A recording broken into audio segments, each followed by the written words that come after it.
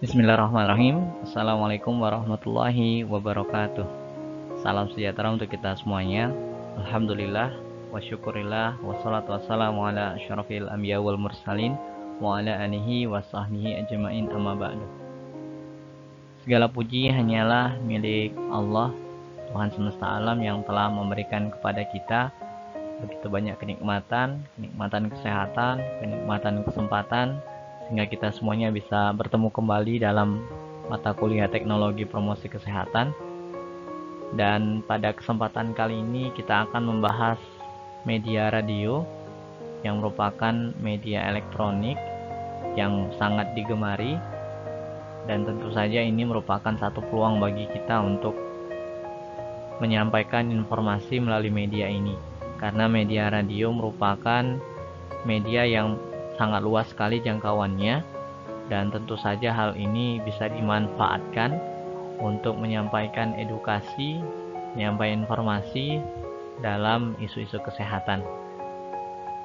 Dan ini adalah outline yang akan kita bahas pada kesempatan kali ini. Yang pertama adalah sejarah dari radio, yang kedua adalah tipe, sifat, dan klasifikasi radio, dan ketiga adalah rancangan media audio untuk intervensi kesehatan.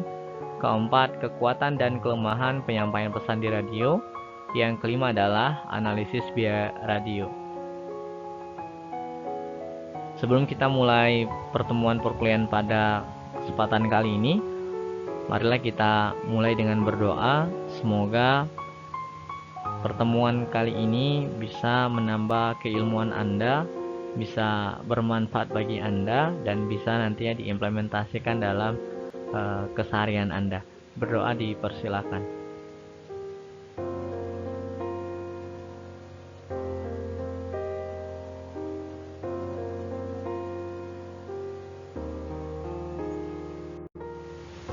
Baik, kita akan membahas yang pertama adalah sejarah dari radio.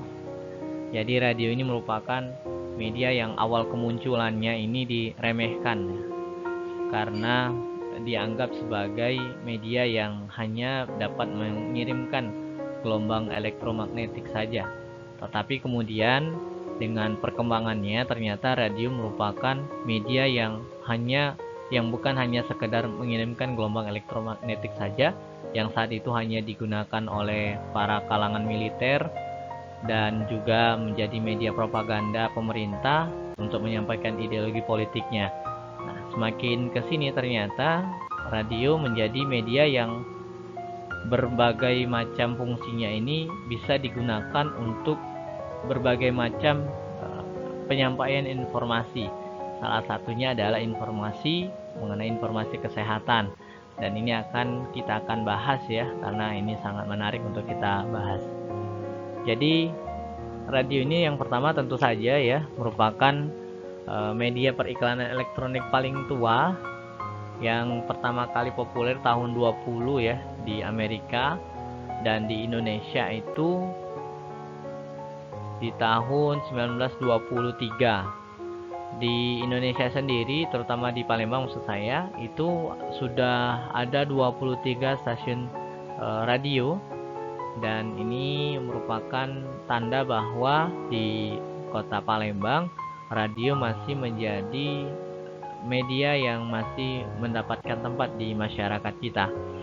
Nah, di tahun 1923, yaitu pada 5 Mei, ini radio pertama di Indonesia adalah Radio Malabar Bandung. Dan tahun 1925 komunikasi pertama Belanda dan Indonesia itu melalui Batavia Radio. Nah, salah satu hal juga yang perlu untuk diketahui bahwa di tahun 11 September tahun 45 RRI itu berdiri ya. Ini merupakan salah satu stasiun radio yang juga merupakan stasiun radio tertua ya. Jadi sampai hari ini RRI masih juga bisa kita dengarkan, dan sekarang sudah bertransformasi menjadi stasiun radio yang banyak jenis ragamnya ya, mulai dari pemberitaan dan lain-lain seperti itu. Baik, yang kedua kita akan membahas tentang tipe, sifat, dan klasifikasi dari radio. Nah, jadi tipe radio itu dibagi menjadi dua. Yang pertama adalah amplitude modulation dan yang kedua adalah frequency modulation. Jadi tipe yang pertama adalah AM, ya kita singkat saja seperti itu. Secara jarak siaran ini sangat luas, ya, sangat berbeda dengan FM atau frequency modulation tadi. Jarak siarannya ini cukup dekat. Secara kualitas FM ini jauh lebih tinggi, bagus dan jelas, walaupun mungkin jarak siarannya dekat. Nah, sedangkan kalau AM ini kualitasnya ini rendah, kurang jelas, banyak semutnya gitu ya, walaupun jarak siarannya luas, tapi ternyata kualitas siarannya ini sangat rendah seperti itu. Nah, untuk pemirsa sendiri, untuk tipe radio AM, pemirsa ini kebanyakan adalah dari golongan dewasa. Hal ini dikarenakan program-program yang ada di tipe radio AM ini lebih banyak program yang berbicara mengenai berita politik, berita ekonomi, berita-berita mengenai mancanegara seperti itu. Bincang-bincang talk show juga seperti itu, sehingga mempengaruhi para pendengarnya, terutama di kalangan dewasa yang memang topik pembicaraan mereka adalah mengenai hal-hal tersebut. Nah, hal ini tidak masuk ya kalau untuk pembahasan seperti itu, isu-isu seperti itu kepada golongan anak muda. Kalau anak muda ini kan kebanyakan senang dengan program-program yang berformat musik. Nah, ini yang disajikan di frequency modulation atau FM. Jadi tipe radio yang bisa kita ketahui dua ini sangat jelas sekali perbedaannya, dan ini merupakan hal yang perlu untuk kita ketahui sehingga nanti ketika kita hendak melakukan satu upaya intervensi kesehatan bisa tepat konten yang akan kita taruh di tipe radio yang sudah ada seperti itu. Selanjutnya adalah sifat radio. Sifat radio ini ada dua. Yang pertama bersifat komersial dan yang kedua adalah bersifat non-komersial. Nah, sumber dana yang radio komersial ini berasal dari iklan. Iklannya ini berkisar 3-20 iklan ya per jam. Jadi sumber dana yang mereka miliki ini supaya bisa beroperasi gitu ya, itu berasal dari iklan-iklan yang masuk. Bisa jadi iklan tentang satu event gitu ya, iklan tentang produk ya, produk skincare bisa jadi seperti itu gitu ya, produk juga makanan dan lain-lain seperti itu. Nah, hal ini berbeda dengan radio yang non komersial. Nah, kalau radio non komersial ini sumber dana mereka itu berasal dari publik ya, atau dari dari pemerintah kayak gitu. Jadi sudah ada anggaran dari negara. Nah, ini contohnya adalah radio RRI ya. Ini merupakan saluran radio yang berasal dananya operasionalnya dari negara. Nah, makanya berita-berita yang disampaikan itu adalah berita-berita yang berkaitan dengan aktivitas pemerintah, biasanya seperti itu. Mulai misalnya kalau kesehatan ya, kayak adanya vaksinasi misalnya di Kabupaten Musi Banyuasin itu diberitakan. Kemudian ada berita mengenai adanya imunisasi misalnya, adanya berita mengenai kegiatan keluarga berencana, itu kan biasanya ada di stasiun RRI gitu ya. Nah, kalau yang non komersial tadi karena dia berasal dari iklan ya sumber operasionalnya, makanya kegiatan-kegiatan atau program-program yang ada di radio komersial itu lebih banyak kepada siaran yang sifatnya itu seperti hiburan gitu ya. Kemudian juga bisa jadi kegiatan-kegiatan hiburan berupa talk show, berupa kegiatan-kegiatan yang berbau dengan musik gitu ya. Nah, ini contohnya banyak ya. Di Palembang sendiri itu ada Sonora gitu ya, yang berkaitan dengan kegiatan-kegiatan siaran yang bersifat format musik gitu ya. Ada lagi stasiun radio banyak ya kalau di Palembang itu ya. Jadi itu adalah sifat radio, ada yang non komersial dan ada yang komersial. Selanjutnya kita akan membahas tentang klasifikasi dari radio itu sendiri. Ya, jadi maksudnya di sini adalah radio itu mempunyai jam tayang ya yang perlu untuk kita ketahui. Yang pertama, jam tayang di morning drive yaitu jam 6 sampai jam 10 pagi. Nah, ini adalah saat-saat aktivitas baru mau dimulai.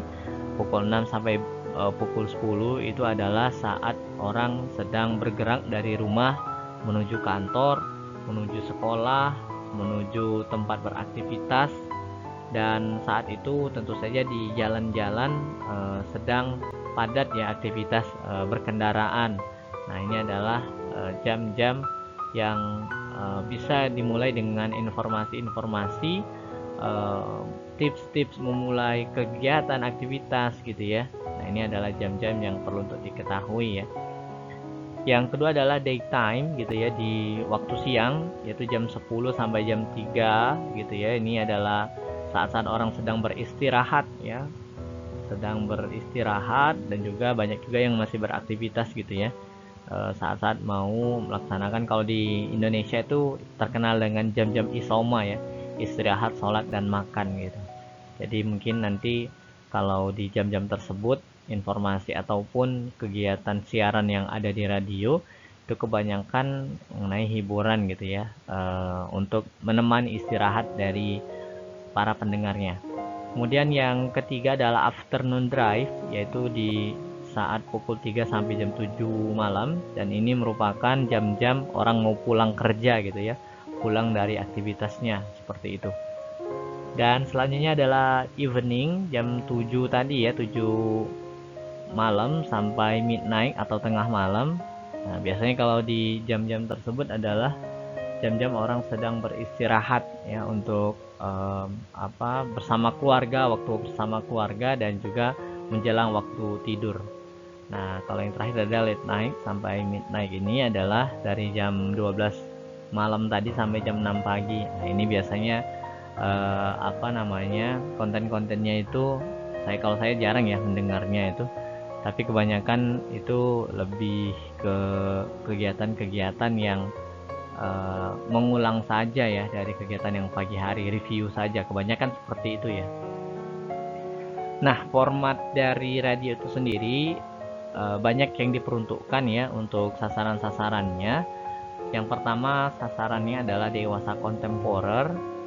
Yang kedua, dewasa standar. Nah, ini kalau dewasa kontemporer itu maksudnya adalah orang dewasa yang keterkinian gitu ya. Maksudnya yang dia selalu update ya kegiatan-kegiatan ataupun event-event yang ada di masyarakat, pembahasan-pembahasan yang ada di masyarakat gitu. Jadi dia ini termasuk golongan orang dewasa, tapi dia punya up to date lah gitu ya terkait informasi yang ada. Yang kedua adalah dewasa standar, ya ini dewasa pada umumnya ya, yang bahasan-bahasannya itu nggak jauh dari aktivitas ekonomi misalnya gitu ya. Kemudian bahasan-bahasan yang berat lah gitu. Yang selanjutnya adalah remaja, kelompok remaja ya. Kalau kelompok remaja ini tahu sendiri ya, hal-hal yang berkaitan dengan lifestyle gitu ya, fashion gitu. Nah, ini format yang biasanya ditujukan untuk para remaja. Kemudian radio hit kontemporer, kemudian ada yang berformat religius gitu ya, berformat religius, ada yang berformat klasifikasi musik, format bincang-bincang atau talk show gitu ya. Nah, kemudian ada yang berformat informasi, saluran radio yang sifatnya hanya menyampaikan informasi-informasi saja.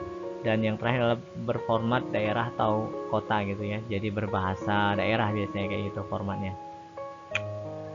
Selanjutnya adalah, kalau di sini adalah klasifikasi periklanan radio ya.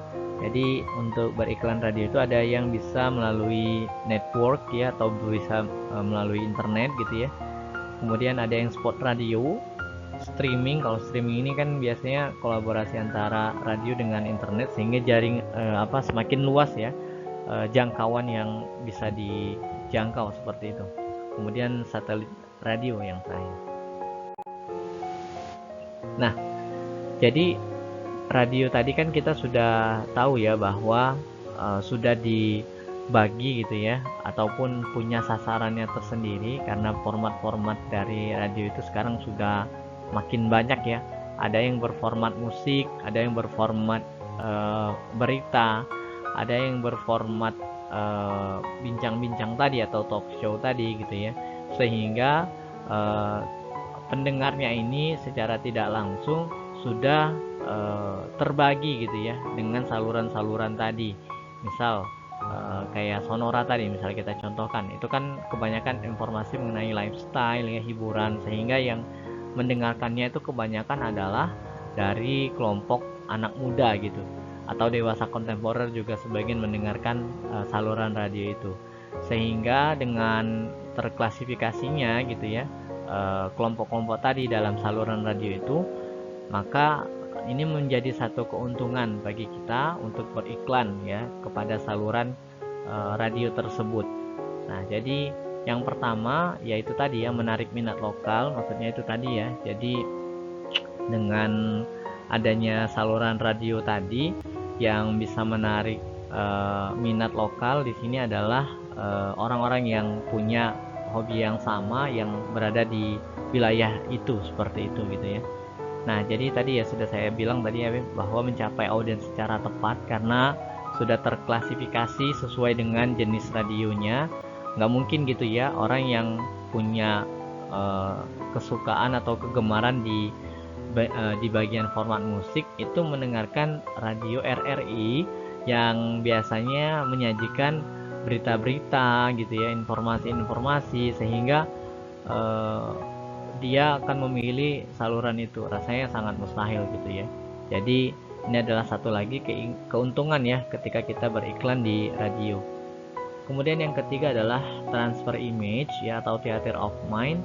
Jadi ketika mendengarkan iklan radio ya, kebanyakan orang itu akan membayangkan produk yang ada gitu ya. Jadi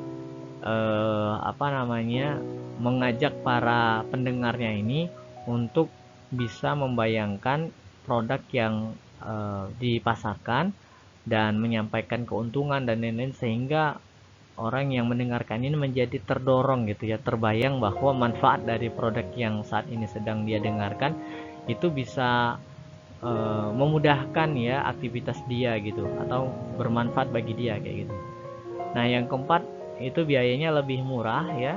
Jadi ketika kita beriklan di radio, iklannya ini cenderung lebih hemat gitu ya, atau lebih murah biaya beriklan di radio. Sangat berbeda dengan ketika kita beriklan di televisi ya, yang per detik hitungannya itu sudah hitungan jutaan bahkan gitu ya. Kemudian yang kelima adalah membangun frekuensi mendengar ya, tadi sudah juga disampaikan juga sebelumnya.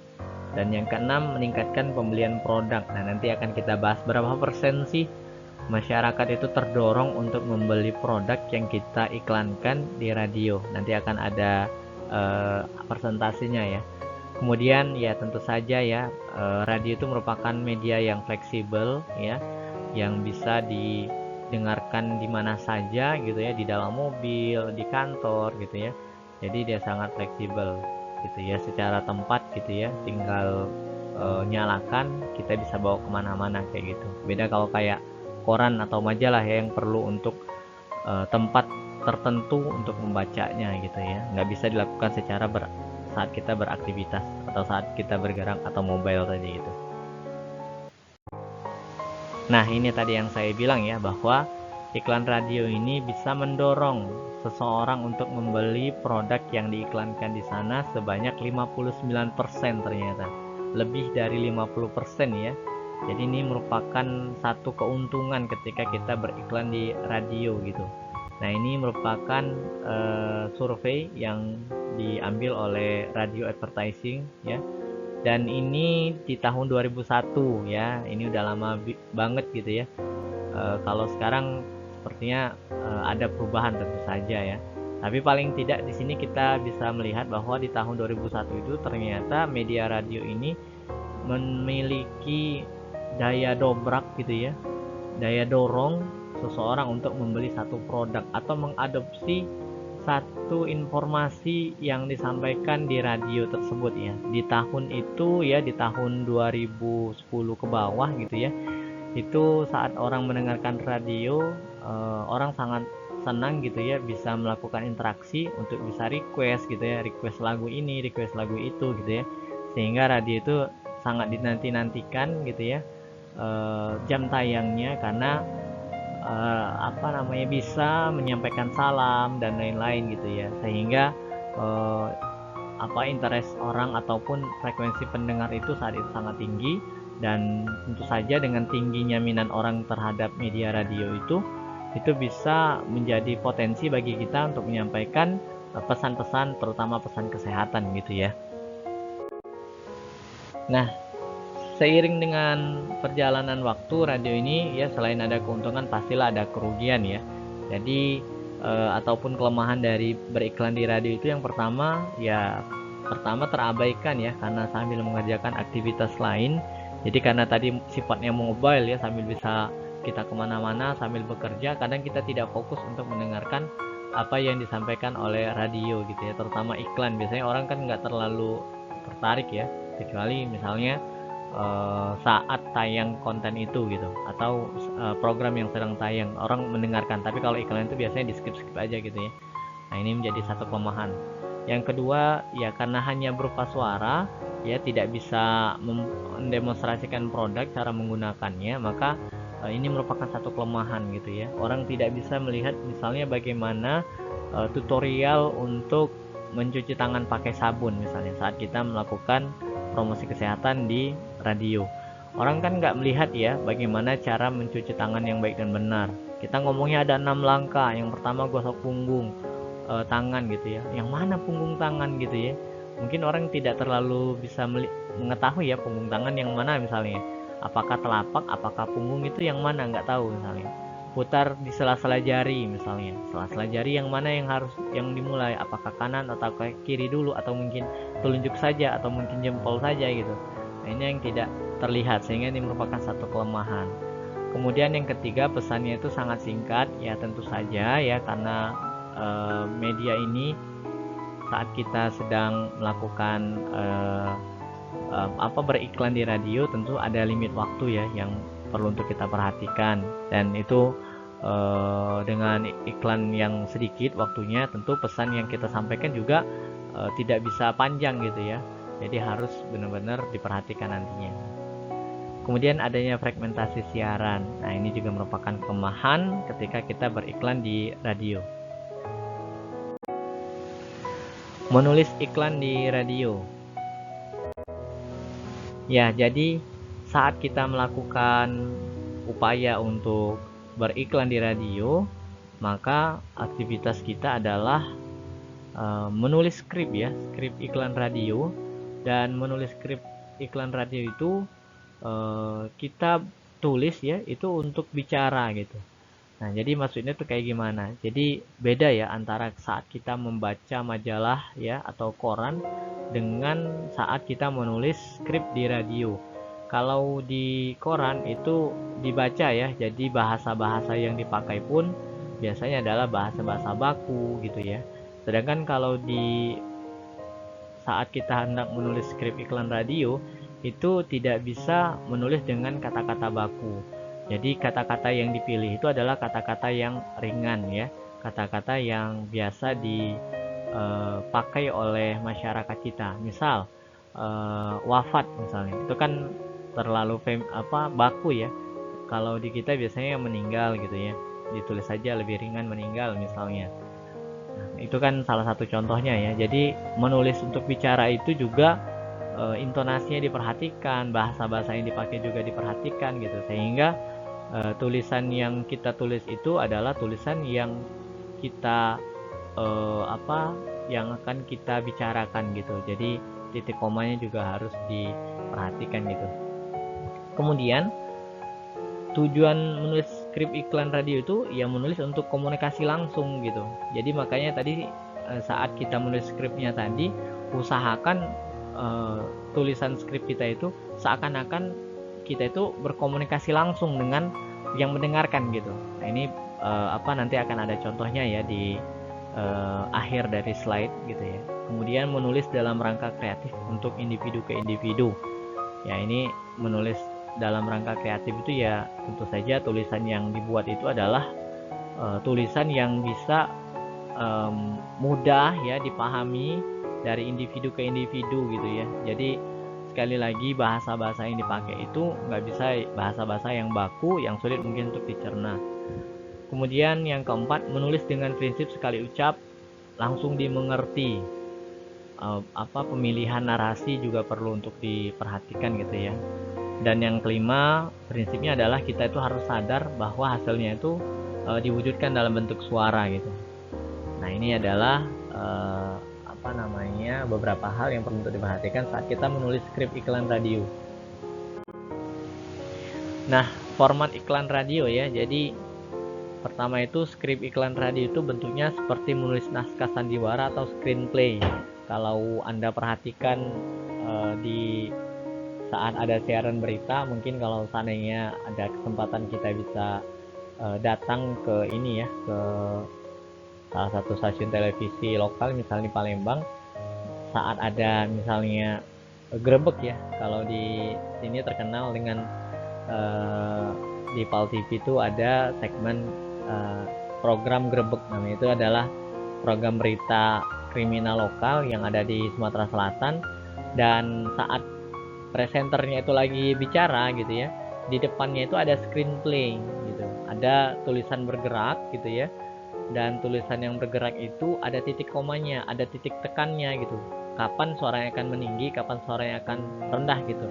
Nah itu juga harus ditulis ketika kita saat melakukan iklan radio, kita juga harus menulis hal yang sama kayak gitu, sehingga saat kita sedang take berita gitu, take record gitu ya, kita bisa menyesuaikan gitu ya, kapan suaranya akan ditinggikan, kapan suaranya akan direndahkan, itu nanti akan diperhatikan juga gitu.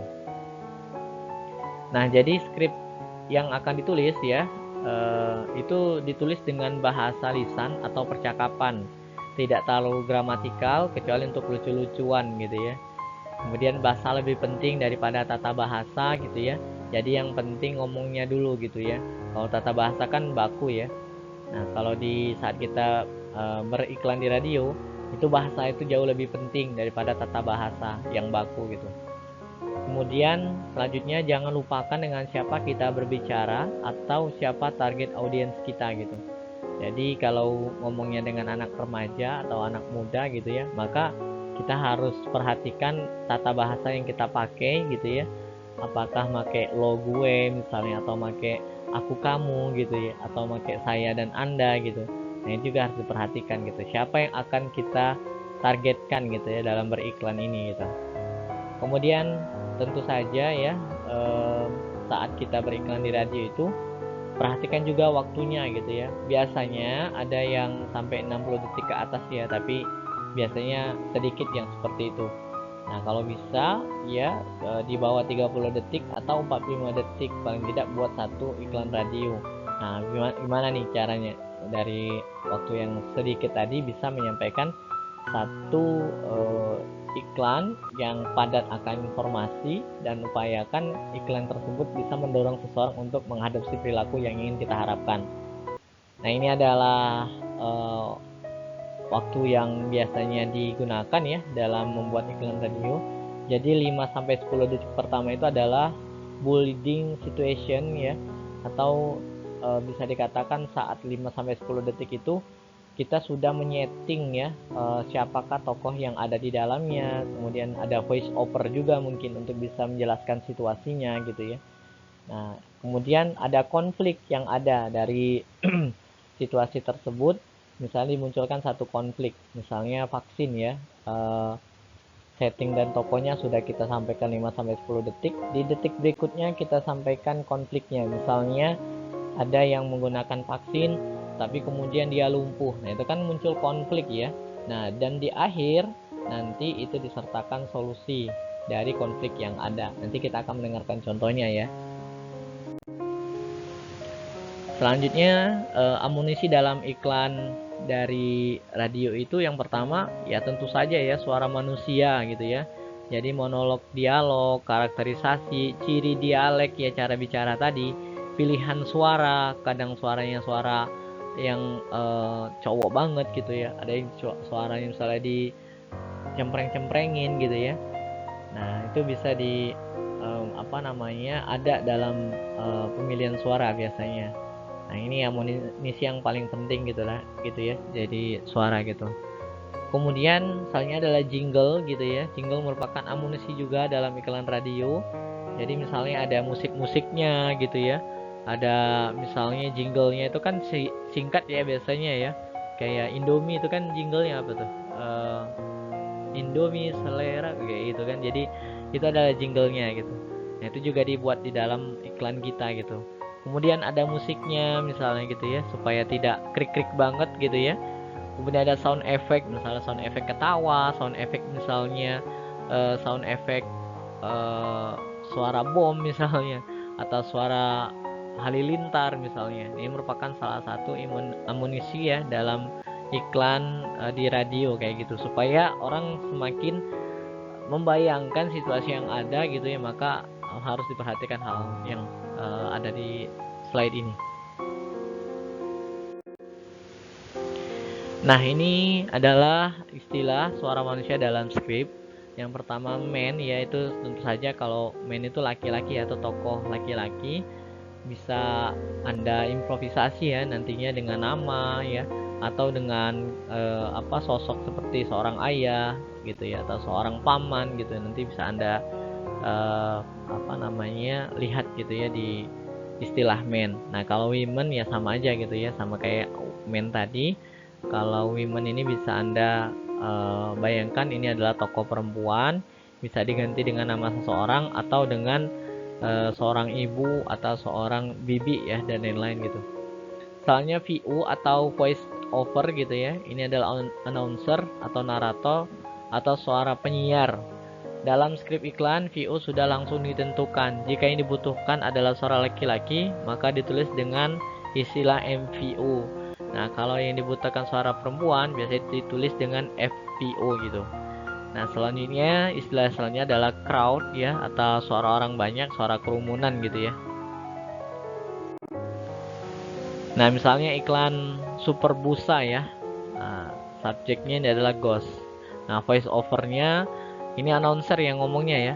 Suatu ketika dalam rapat para hantu, nanti orang kan membayangkan, oh ini ada rapat para hantu gitu ya. Kemudian SFX itu adalah sound efeknya gitu ya. Ada suara hembusan angin ya, seperti dalam film horor gitu ya. Kemudian hantu yang pertama ngomong, nah, aduh gimana nih, manusia udah nggak takut lagi sama aku. Nah, suaranya ini mungkin perempuan ya. Kemudian yang ghost yang kedua, kamu sih kurang putih, makanya cuci dong pakai super busa, pasti jadi putih. Super putih malah gitu. Terus saya kayak jadi kagok ya dia kalau ngiklan kayak gini. Nah, jadi yang ghost satu tadi kan menciptakan satu konflik ya. Kemudian ghost 2 atau hantu yang kedua ini nyampein satu solusi gitu ya. Nah, kemudian announcernya yang ngambil alih lagi, dia menyampaikan tentang kelebihan dari super busa. Super busa dengan bla bla bla bla. Jadi banyak kelebihan yang dia sampaikan gitu ya, dan di akhirnya dia nyampein membuat cucian kita jadi putih dan bersih. Kemudian hantu yang pertama yang punya masalah tadi, dia merasa mendapatkan solusi gitu ya. Dia ngomongnya, nah sekarang aku sudah nyuci pakai super busa. Lanjut dia lanjutkan, itu ada orang takut-takutin gitu ya. Jadi ada solusi yang dia pakai tadi, akhirnya dia bisa menyelesaikan masalah yang ada kayak gitu. Kemudian ada sound effects lagi gitu ya. Kemudian gue satu ngomong suara hantu kayak gitu. Nah, kemudian FPO tuh kan perempuan tadi ya. Nah, dia ngomong ada hantu kayak gitu. Nah, announcernya akhirnya menutup dengan dengan jingle dia ya. Super busa, super bersih, super putih. Mungkin Anda belum pernah dengar iklan super busa ya, tapi kalau ingat Superbusa itu adalah produk produk pembersih pakaian gitu ya, yang bisa membuat pakaian kita bisa menjadi lebih bersih gitu. Nah, ini adalah contoh skrip iklan ya di Superbusa. Nanti Anda juga akan ditugaskan untuk membuat iklan yang sama ya. Nanti penjelasannya akan saya tulis di di penanggung jawab kelas saja. Nah, ini contoh iklannya ya, mudah-mudahan bisa diputar nih. Nida, oh Nida, kau di mana? Sini Din, aku di kamar. Masuk bae. Ngapo? Ada apa? Kau lah tahu belum kabar terbaru? Presiden kita, Pak Jokowi, tadi pagi nian disuntik vaksin. Nah, aku dak tahu berita. Vaksin apa? Nah, kau udah tahu berita? Vaksin untuk corona lah, madai vaksin tetanus. Vaksin corona? Yuk, mengenal apa itu vaksin corona? Vaksin adalah sebuah produk zat yang dimasukkan ke tubuh manusia. Dan ini akan menstimulasi imun sistem tubuh manusia untuk akhirnya bisa memproteksi dan melindungi manusia tersebut dari penyakit yang sedang dilawan. Dalam hal ini, virus corona COVID-19. Oh, jadi kalau sudah vaksin kita aman, tidak perlu lagi pakai masker kemana-mana? Tidak, Nit. Vaksin itu bukan serta-merta ngilangi corona ini, tapi dia melindungi imunitas kita. Terus juga, walaupun sudah vaksin, corona tetap bisa nular. Makanya pakai masker itu wajib karena buat mencegah penularan itu tadi. Nah, sudah jelas kan? 2 minggu setelah divaksinasi, baru terbentuk antibodi atau zat kekebalan. Karena itu, kita tetap harus menerapkan 3M protokol kesehatan. Jadi, setelah divaksinasi, tetap kita harus menjalankan protokol kesehatan. Jangan lupa pakai masker, cuci tangan pakai sabun, jaga jarak dan hindari kerumunan. Selalu jaga kesehatan, jangan sampai tertular, dan jaga keluarga kita.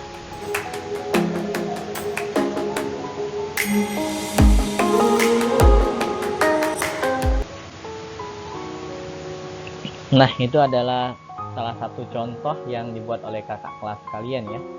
Jadi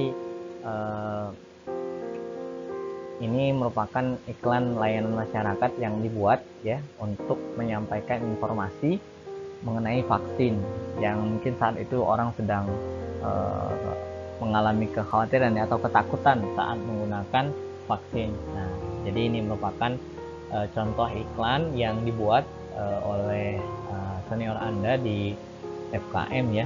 Nanti kita juga akan punya penugasan yang sama. Jadi kita latihan supaya bisa membuat iklan di radio berupa iklan kesehatan masyarakat gitu ya, supaya masyarakat bisa teredukasi gitu. Nah, selanjutnya kita akan membahas mengenai analisis pembiayaan iklan radio. Yang pertama adalah mediator media antara versi iklan cetak dan TV. Dan kedua, biaya radio itu biasanya lebih rendah dibandingkan iklan cetak dan TV ya. Kalau iklan cetak tadi kan banyak contohnya ya, kayak kemarin kita sudah bahas bersama, kayak majalah sama koran itu cukup tinggi biayanya ya. Dan kalau TV apalagi gitu ya, ya hitungannya per detik sangat mahal gitu ya, bahkan hitungannya bisa sampai jutaan hingga puluhan juta gitu.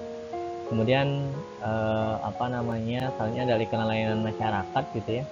Nah, kalau kalau iklan layanan masyarakat biasanya ada kerjasama ya antara pemerintah dengan televisi swasta gitu ya, untuk membuat satu space ya iklan layanan masyarakat supaya masyarakat itu bisa teredukasi. Nah, misalnya kayak contohnya kalau kemarin itu kayak lagi COVID di awal-awal dulu kan banyak iklan yang mengedukasi tentang penggunaan 3M gitu ya. Itu juga merupakan layanan masyarakat yang bekerja sama ya antara pemerintah dengan TV swasta kayak gitu. Baik, itu saja mungkin informasi yang bisa disampaikan dalam sesi radio ya, tema tentang radio ini. Mengenai penugasan nanti akan saya sampaikan kepada ketua kodiknya ya, bagaimana teknis pembuatan penugasannya. Tapi pada intinya saya ingin menyampaikan satu kesimpulan bahwa radio merupakan salah satu media elektronik yang bisa menjadi sarana bagi kita untuk menyampaikan informasi, terutama informasi kesehatan yang bisa disampaikan ya, karena daya jangkaunya sangat luas, jadi bisa menjangkau lokasi-lokasi daerah yang tidak terjangkau oleh media lain gitu ya. Misalnya kayak di daerah pedesaan, kita bisa menggunakan media radio ini untuk menyampaikan informasi kesehatan ya, seperti misalnya informasi vaksin, misalnya informasi pandemi COVID-19 gitu ya, cara pencegahan dan lain-lain, itu bisa kita gunakan melalui media yang satu ini gitu ya. Mungkin itu saja yang bisa saya sampaikan, lebih dan kurang saya mohon maaf. Saya akhiri. Wassalamualaikum warahmatullahi wabarakatuh. Jika ada pertanyaan silakan untuk disampaikan di grup ya. Terima kasih. Assalamualaikum warahmatullahi wabarakatuh.